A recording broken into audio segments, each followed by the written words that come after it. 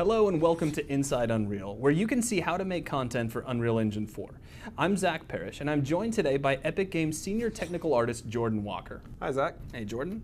Now, I understand that you worked on the Infiltrator tech demo that Epic released earlier this year. Can you talk to us a little bit about that? Sure. So Infiltrator is a real-time tech demonstration that we use to show off the capabilities of Unreal Engine 4.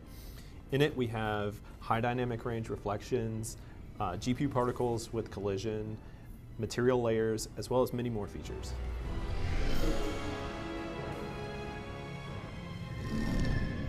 Now, if I recall correctly, you used the new material system to help define the look and the feel of the characters in Infiltrator.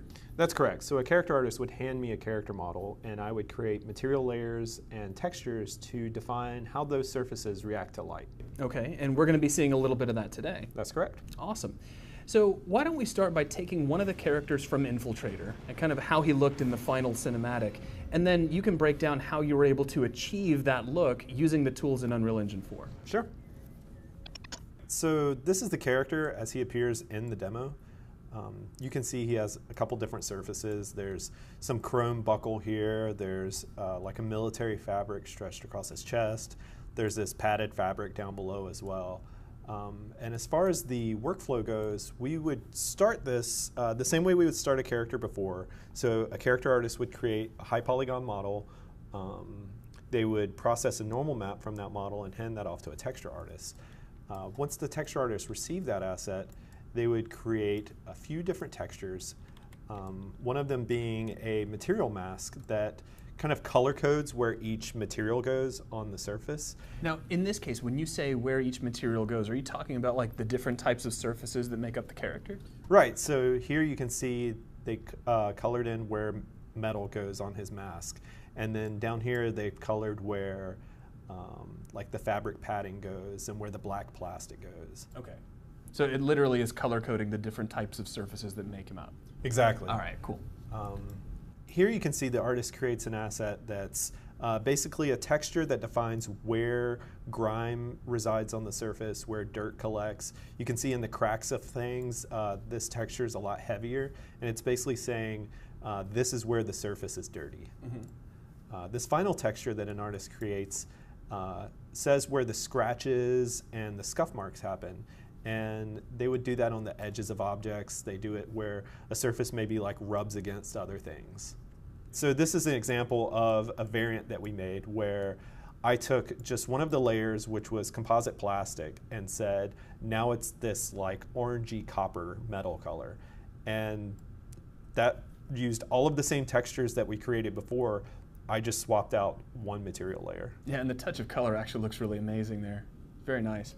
Now, in the Infiltrator demo, you actually used a combination of the traditional approach along with the incorporation of these layered materials. Can you talk a bit about how you did that?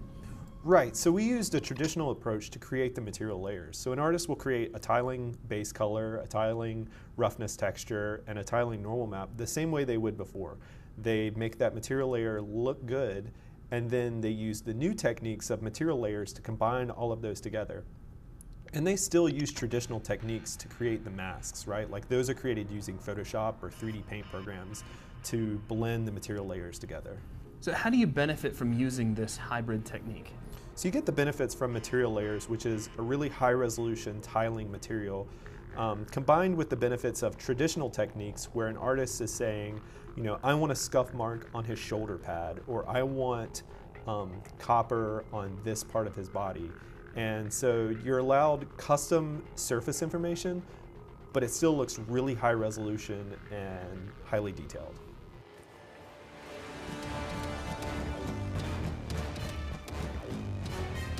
So I understand that Unreal Engine 4 uses a physically based shading model. Why does that matter here? It's nice because when an artist creates a material layer, they know that it's going to react to light in a consistent manner, no matter what lighting condition it's placed in. This keeps the artist from having to tweak their surface for individual lighting conditions. So as an artist yourself, what is it that you want other artists and designers to take away from this? One of the really cool aspects is that it's very easy to make consistent art across your entire project. So you make your metals, you make your cloth, You create your materials that you know you're going to use, and wherever they're used in your project, you know that they're consistent and they're high quality. And it's also useful because, say you have this like paint that's used in your game, and you have an art director who says, could we make that slightly more blue? You can update that one asset, and since it's used across your entire game, everything updates automatically. So there's a look at creating highly detailed character assets using Unreal Engine 4 with some of our new material tools and techniques. Thank you very much for watching, and we hope to see you on the next Inside Unreal.